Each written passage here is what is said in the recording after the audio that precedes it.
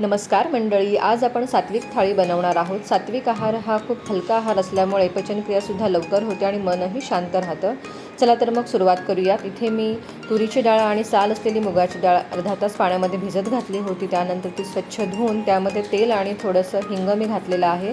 तेल घातल्यामुळे काय होतं की कुकरमधून जे डाळीचं पाणी आहे ते बाहेर येत नाही। तर इथे मी डाळ शिजत ठेवली आहे। डाळ शिजेपर्यंत इथे कणिक मळून घेतले। त्यानंतर मी लगेचच इथे भाजीची तयारी करून घेते। इथे मी टोमॅटो, मिरची, कढीपत्ता हे सगळं चिरून घेते। त्यानंतर कोबी चिरून घेते। आता वरण आपलं छान शिजलेलं आहे, तर वरणाला फोडणी करूयात। तर इथे मी तेल तापल्यानंतर तेलामध्ये जिरे, मोहरी, कढीपत्ता, मिरची आणि टोमॅटो ह्याची फोडणी करून घेते। फोडणी छान तडतडल्यानंतर त्यामध्ये थोडंसं मीठ घालणार आहे। त्यानंतर आपली शिजवलेली जी डाळ आहे ती मी ह्याच्यामध्ये टाकणार आहे। डाळीला छान आपल्याला उकळी आणून घ्यायची आहे। तुम्ही बघू शकता डाळीला छान उकळीसुद्धा आलेली आहे। आपलं वरण इथे तयार आहे।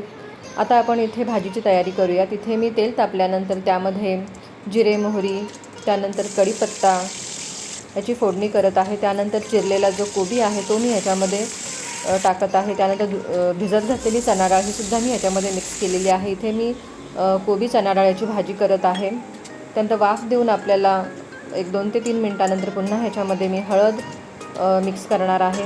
हळद घातल्यानंतर त्यानंतर त्यामध्ये मी थोडीशी साखर, मीठ, त्यानंतर ओलं नारळ, किसलेला ओला नारळ, हे सगळं टोमॅटो हे सगळं त्यामध्ये मी टाकणार आहे। त्यानंतर 5 मिनिटांमध्ये ही भाजी आपली बनून तयार होते।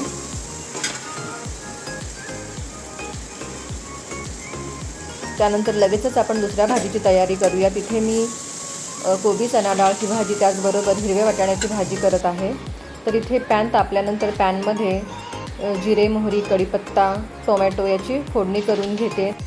फोडणी छान फ्राय झाल्यानंतर त्यामध्ये मी काही सुके मसाले घेतलेले आहेत। त्यामध्ये मी हळद, मीठ, लाल तिखट आणि धणे पावडर ह्यामध्ये घेतलेली आहे।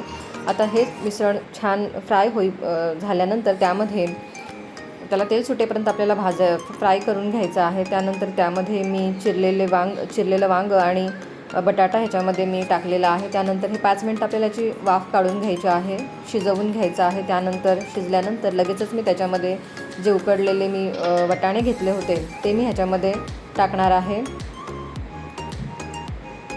वाटाणे उकडलेले असल्यामुळे अगदी 5 मिनिटात ही भाजी बनून तयार होते। त्यानंतर ह्याच्यामध्ये किसलेला ओला नारळ मी ह्याच्यामध्ये टाकलेला आहे। त्यानंतर भाजी छान 5 मिनिट आपल्याला वाफ काढून घ्यायची आहे। त्यानंतर लगेचच मी इथे चपात्या करून घेतलेल्या आहेत आणि इथे गोडामध्ये मी शेवयांची खीर बनवलेली आहे। अशा पद्धतीने आपली सात्विक थाळी तयार झालेली आहे। तर तुम्हीसुद्धा नक्की ट्राय करा। व्हिडिओ आवडल्यास व्हिडिओला लाईक, कमेंट, शेअर आणि सबस्क्राईब करा। थँक्यू।